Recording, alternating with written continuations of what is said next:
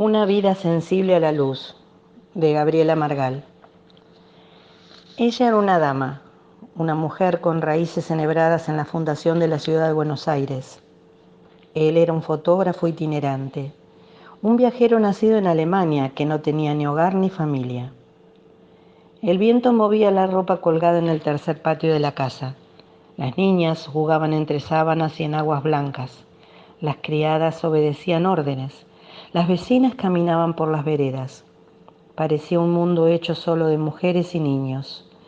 Ella lo había visto llegar al barrio con sus baúles y su aspecto de extranjero que mira todo para comprender. Viviría frente a su casa, Los Naranjos, propiedad que había estado en la familia desde siempre. Serían vecinos durante un tiempo y ella deseó que fuese corto. No le gustaban los vecinos nuevos y extranjeros.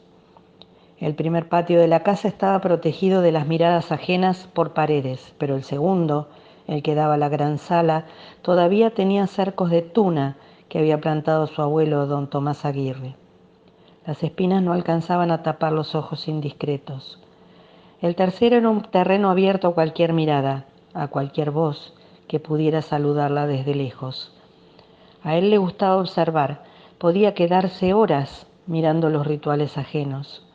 La casa que tenía frente al nuevo local era enorme y los patios estaban llenos de árboles. La estudiaba por la ventana del piso superior del local, la que le daba la luz para los retratos de la mañana. Las vecinas le explicaron que los árboles eran naranjos y que por eso la casa llevaba ese nombre. El dueño era un hombre serio, un coronel de la Guardia Nacional, le decían las vecinas con voz ceremoniosa. El coronel no dejaba de caminar por los pasillos como si siempre estuviera desfilando. Un grupo de mujeres lo seguía de un lado para el otro por los corredores, los árboles y los patios de la casa. Ancianas, jóvenes, 4 niñas que se alborotaban a su alrededor y desarmaban las filas que lideraba este hombre y su pequeño ejército femenino. Ella detestaba las miradas ajenas. Le había solicitado a su marido construir paredes que clausuraran los ojos extraños, pero el gobierno le había pedido al coronel que se movilizara hacia la frontera con el Uruguay y era necesario obedecer primero esa orden. La frontera con el Paraguay se estaba agitando y el gobierno debía prepararse.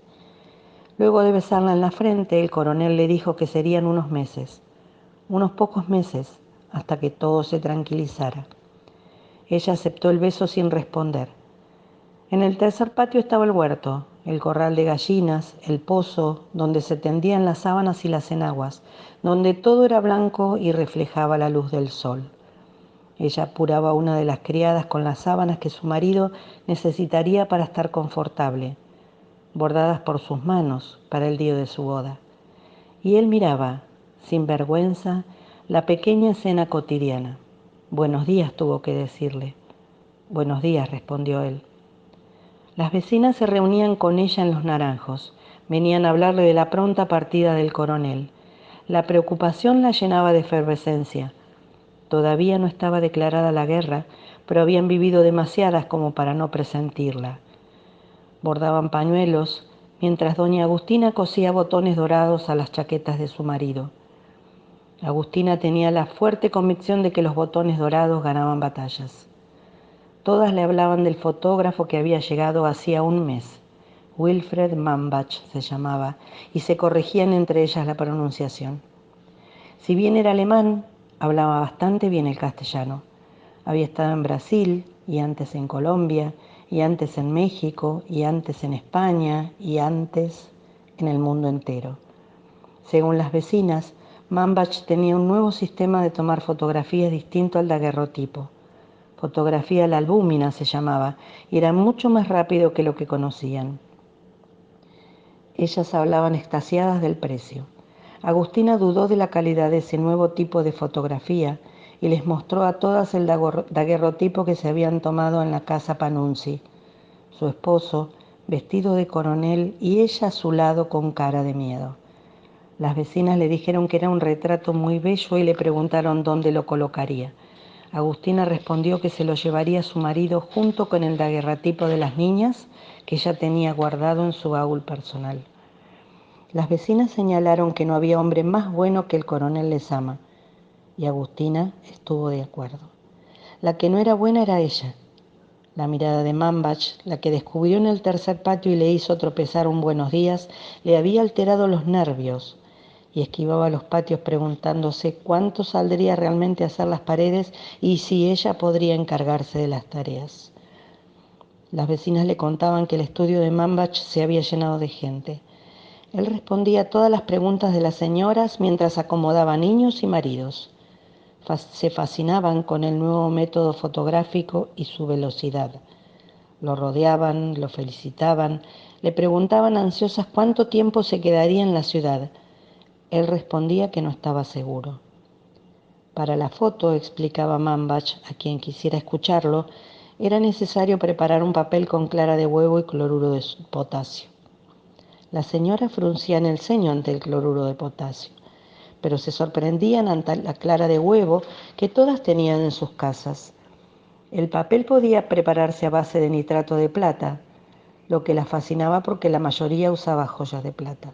Y así el papel se volvía sensible a la luz, sensible a los ojos de un fotógrafo, sensible a la carita de un niño inquieto y bien peinado que miraba con miedo a su madre. Se habían maravillado con el uso que les daba las claras de huevo para que la fotografía apareciera en el papel y le preguntaban muy interesadas qué hacía con las yemas.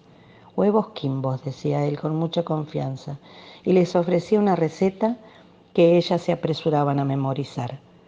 Las vecinas le dijeron a Agustina que él había preguntado por la señora que vivía en Los Naranjos. Ellas le contaron todo lo que le habían dicho, que era una dama respetable, que había heredado la propiedad de su padre y que descendían de una familia llegada con el fundador de la ciudad, que eran gente decente, que el coronel se iba a la frontera con el Uruguay, pero seguro regresaría pronto y en una pieza, que tenían 4 niñas adorables, que era una de las damas más finas de la ciudad y que de jovencita había sido hermosa y que el coronel se había enamorado de ella en una fiesta. Ella deseó que se callaran de inmediato. Al atardecer, la luz que entraba a la habitación no le permitía tomar fotografías y se dedicaba a preparar el estudio para el día siguiente. Distraía los ojos por la ventana y se preguntaba cuán bella habría sido la mujer que veía desde el piso superior si él la encontraba bellísima en ese mismo momento. En diciembre el clima era caluroso, pero nada parecido al que había vivido en Brasil o en Colombia. Las voces de las niñas, jugando en los patios de la casa vecina, llegaban con la brisa del río y el ruido de los coches que pasaban y las vecinas saludándose. Las criadas de la casa vecina reían entre ellas. El coronel ya se había ido. Había imaginado que la casa se volvería más silenciosa, pero los rituales continuaron tan ruidosos como antes. Más todavía, las mujeres andaban por la casa con más libertad como si fueran mariposas. Las niñas jugaban entre la ropa que se secaba al sol. Las criadas las corrían y se divertían con ellas, mientras que otras limpiaban al ritmo de las palabras de doña Agustina entre los árboles del segundo patio. Era un paraíso en medio de la ciudad, y si no hubiese sido por los ojos de doña Agustina que lo vigilaban todo, habría tomado fotografías desde el piso alto. Era una especie de Dios mirando desde las nubes, y lo peor de todo era que si no lo veía en la ventana y no lo veía por las mañanas porque estaba tomando fotografías rodeado de vecinas y niños, se angustiaba porque no estaba. Sentía que algo faltaba y la culpa le cubría el corazón y obligaba a las criadas a lavar y encerar los pisos de las salas hasta que quedaran relucientes. Las vecinas lo notaron enseguida y consideraron que debían imitarla. La cera de abeja desapareció de la ciudad en cuestión de días, todo porque ella se había obsesionado con los pisos y los muebles. Esperaba noticias de su esposo mientras lustraba su sillón preferido y sentía los ojos vigilantes del vecino. Había pensado en ir a pedirle una fotografía de las niñas, porque todas las vecinas mencionaban que era muy bueno con los chiquitos y el procedimiento era muy rápido. Pero después de cruzarse con sus ojos 3 veces en un atardecer, decidió que era mejor que no, que cualquier cercanía con ese hombre sería para mal, que por algo esos ojos le recordaban a Dios y era porque pensamientos pecaminosos se habían cruzado por su mente. Pero fue inútil que se resistiera, porque él se acercó a la casa. Apareció con esos ojos insolentes y ese acento duro para pedirle una reunión a solas, como si no supiera que tenía que mandar a un criado para pedirle tal cosa. Ella se lo señaló ofendida. Él le dijo que tenía un aprendiz, Itzvan, recién llegado de Alemania, pero que no podía hacerse entender todavía, y que no le había quedado otra opción que acercarse él mismo para hablarle. Ella le preguntó para qué había ido y él le dijo que para que le permitiera tomar un retrato en la casa en esa misma sala y el mismo sillón si ella estaba de acuerdo. Ella le preguntó para qué quería tomarle una fotografía en una sala vacía. Él respondió que quería fotografiarla a ella. Ella aceptó y él se fue. Agustina se quedó 2 horas sentadas en el sillón de su marido. Nunca supo si las niñas pasaran a su alrededor o si las criadas le pidieron algo o si ella dio alguna orden o si alguna vecina la visitó con algún chimento. Miraba la ventana que daba al este, por la que entraría la luz que le permitiría a Mambach verla con esos ojos que vigilaban omnipresentes. Se juró que después iría a confesarse. Después. Él también quedó sorprendido de la respuesta de ella, pero no dejó que se escapara ni se arrepintiera. Le pidió un mensaje escrito en papel con Itzvan, al que le hizo prometer que no iba a decirle una palabra. El muchacho había llegado con poca ropa y muchas ideas revolucionarias que sabía pronunciar en un perfecto castellano. Ella le respondió con otro billete delicado, perfumado, indicándole que aceptaba la hora y el día. Llovió toda la noche previa. Ninguno de los dos pudo dormir. Agustina porque esperaba que la casa estuviese vacía como había planeado. Y Mambach porque la mente había quedado en blanco y solo quería tomar la fotografía que imaginaba. Él cerró el estudio por ese día y mandó a Itzvan a pasear por ahí, pidiéndole que no se metiera en líos. Ella envió a 2 de las criadas con un mensaje para su madre que vivía en el pueblo de Flores, y el resto con las niñas a la misa más larga y más lejana que conocía, la de la iglesia del Pilar. Quizás por primera vez en su vida, Agustina Aguirre abrió con sus propias manos la puerta de los naranjos.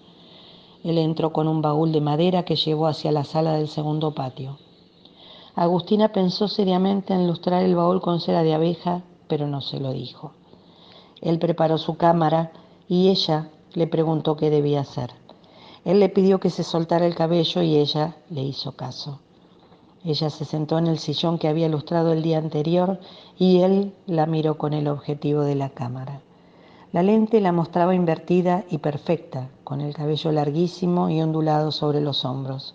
Se quedó relajada a la espera de su indicación. Él le pidió que permaneciera quieta un instante y tomó la fotografía. Antes de que ella pudiera ponerse triste, él le pidió que se acercara a la cámara. Le dijo que iba a sentarse en el sillón y que ella le iba a sacar una fotografía. Ella aceptó y se asomó por la lente. Vio con los ojos de Mambach y vio un mundo invertido, un mundo en el que la luz embellecía los objetos, las personas, el aire que circulaba. Sintió el vértigo de vivir una vida ajena, sin niñas y sin esposo en la frontera con el Uruguay, libre para soltarse el cabello y seguir a Wilfred Mambach donde quisiera. Escuchó sus palabras con atención y puso las manos donde le indicó. Él se sentó en ese sillón y experimentó por un segundo ser el coronel, el padre de las 4 niñas, el amo de las criadas, el dueño de los naranjos, y no un fotógrafo itinerante ansioso de vivir nuevas experiencias. Eran los ojos de ella los que lo miraban y lo definían. Después de tomar la fotografía, él se levantó y corrió hacia ella. La sentó de nuevo en el sillón y le acomodó las manos. Le pidió que prestara atención, pero que no dejara de mirar a la cámara. Ella asintió. Él fue hasta la cámara, inició el proceso de tomar la fotografía y corrió hasta ella. Le tomó las manos y la besó en la boca. Los dos vivieron ese instante una vida sensible a la luz. Al día siguiente, Agustina comenzó con los planes para construir las paredes y sacar los setos de tuna que había plantado su abuelo. Mambach mudó su estudio a un local de la Recoba de la Plaza de Mayo en marzo del año siguiente. En abril de 1865, Argentina entraba definitivamente en guerra contra el Paraguay y los pedidos de fotografía a la albúmina se incrementaron notablemente. Hizo una pequeña fortuna con los rostros que partían hacia la guerra. Mambach abandonó la ciudad en 1873, cuando el gobierno lo contrató para fotografiar las poblaciones indígenas que habitaban la Patagonia. Dejó a Itzvan a cargo de su estudio y volvió a cargar sus baúles de fotógrafo itinerante. Hizo su trabajo, pero no volvió a la ciudad. Siguió rumbo a la Santiago de Chile y luego hacia el Perú. Y luego nadie supo más de él. Tras la partida de Mambach, Itzvan llegó a Los Naranjos sin billete que lo anunciara y le entregó a doña Agustina una bolsita negra con una cinta roja. Le había pedido que se la entregara antes de partir a la Patagonia. Ella le preguntó si sabía qué era. Itzvan le dijo que no. Ella le respondió que era una pena.